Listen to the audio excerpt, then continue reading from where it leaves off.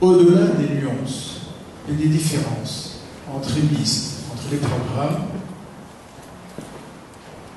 élire 5 députés pour 19 listes, il y a certainement des listes qui vont être servies et d'autres non. Donc, au-delà de ces aspects de résultats, je pense que ici, toutes les listes présentes et la société civile qui est derrière témoignent de cet effort que les Tunisiens ont pu faire de rester ensemble au-delà de la diversité et des nuances entre les listes. Et ça, c'est très important. Et ce que je souhaite, c'est que cet esprit-là reste après les résultats et après les élections. Seuls peuvent mettre un bulletin dans l'urne, ce sont ceux qui sont inscrits au bureau en question. Chaque bureau de vote aura un registre. On ne peut pas voter dans le bureau à côté. Parce que tout simplement, le nom ne figure pas sur la liste électorale et donc on ne peut pas émarger, donc on ne va pas, disons, introduire ou réécrire sur le registre électoral. Actuellement, il y a une application qui s'appelle touensa.easy.tl. Ça, c'est pour toute la Tunisie. Tout le monde peut chercher, et donc il y a peut-être des difficultés de flux. Des fois, ça traîne, des fois, c'est pas rapide, et surtout, il y a l'histoire de code à mettre qui est généralement compliqué à saisir et à lire. Donc, nous, on a souhaité faire une application spéciale France 1.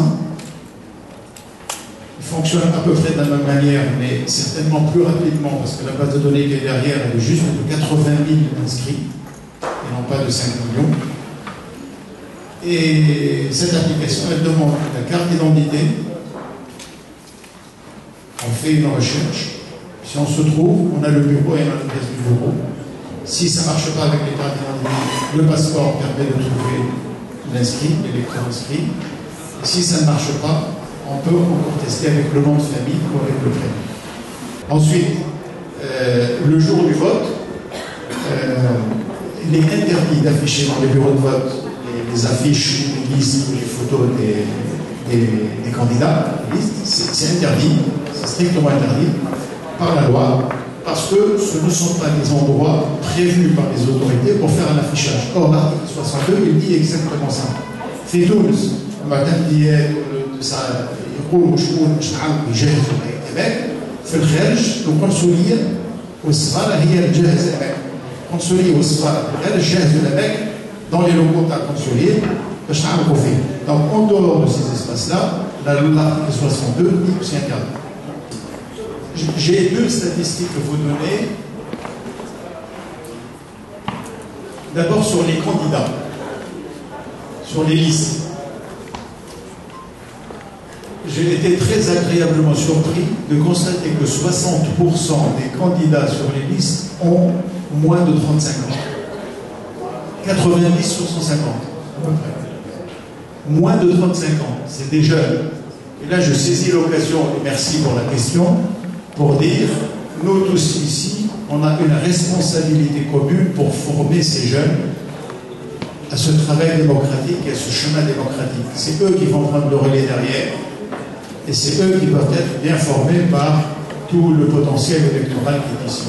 C'est une responsabilité majeure. Ça, c'est pour les candidats. Pour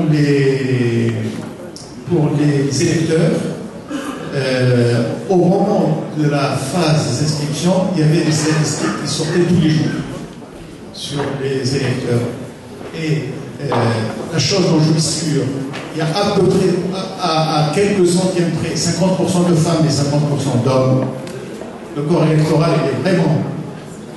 il est vraiment équiréparti entre hommes et femmes. Et c'est comme ça. Voilà. Et pour ce qui est des tranches d'âge,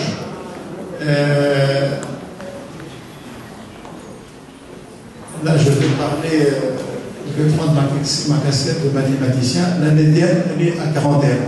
C'est-à-dire, il y a la moitié des électeurs en dessous de 41 et la moitié des électeurs inscrits au-dessus de 41 sur France 1. Et la surveillance des urnes le soir, le vendredi soir et le samedi soir. Comme la spécificité des élections à l'étranger, c'est que ça se fait sur 3 jours et ça se fait aussi sur un territoire plus grand que la Tunisie. France 1, par exemple, le territoire de vote chez nous est le plus grand de la Tunisie. Et 2 fois la Tunisie, voire 3 fois.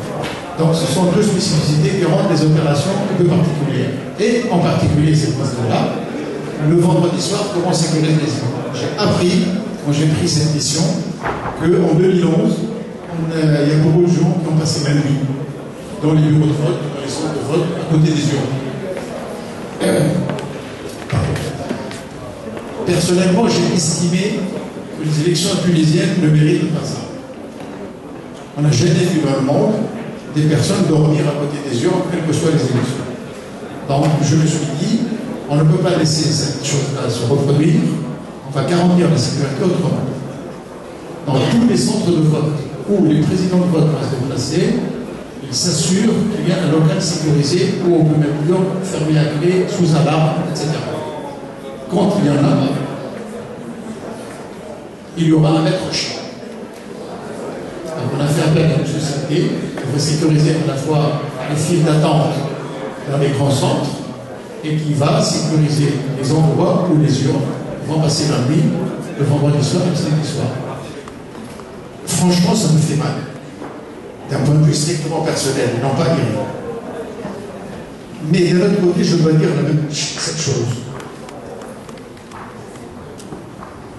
Premièrement, la loi a prévu des périodes qui s'appellent un taureau.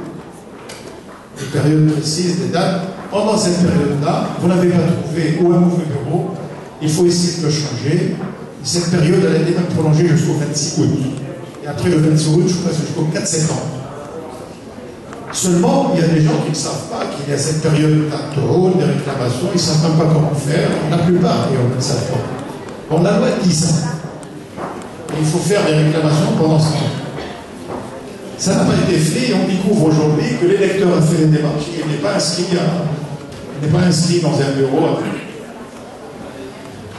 Alors, 2 choses, il m'a envie de dire, il faut quand même le laisser voter, régler la question, etc. Aujourd'hui, les registres sont clos, ils sont imprimés, et il arrive aujourd'hui à 14h. Papier, j'entends. Registre papier. Le nom n'est pas sur le registre. La personne se déplace.